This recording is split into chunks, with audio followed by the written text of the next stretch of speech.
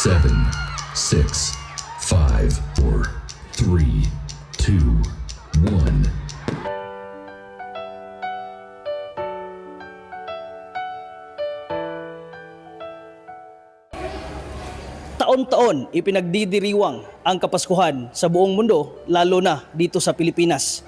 Taon-taon rin, iba't ibang mga palamuti at dekorasyon ang tampok sa bawat lugar dito sa bansa. Ngayong taon, simple lang ang selebrasyon dito sa Bukidnon.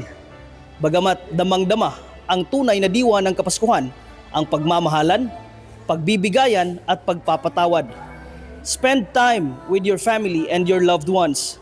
Yan ang nais na ipahatid ng bawat lokal na pamahalaan. Mga regalo, mga dagko nga regalo. It's really about spending time with your family. No, bisa mo baklay-baklay ka rin, enjoy naman ka. No, kana nga butang nurid man nga daghang kag mapalit o daghang kag di ba? I mean, spending time with your kids, your children, mga bata or imong uyab, imong bana or asawa, di ba? I mean, memorable na kayo siya.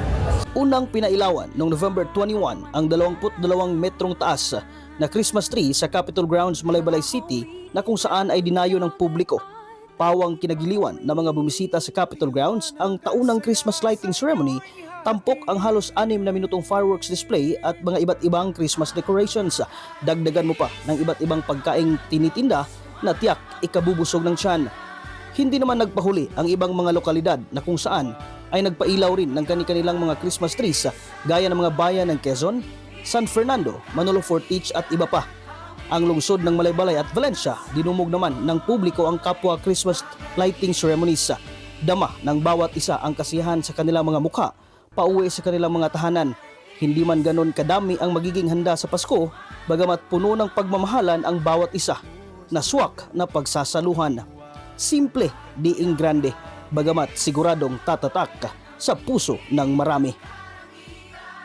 Kasama mo sa RMN DXMB Malaybalay at ng 95.3 IFM News Bukidnon Matika para sa RMN Christmas sa Pinas, Radyoman Mark Micabalo, Tatak, RMN.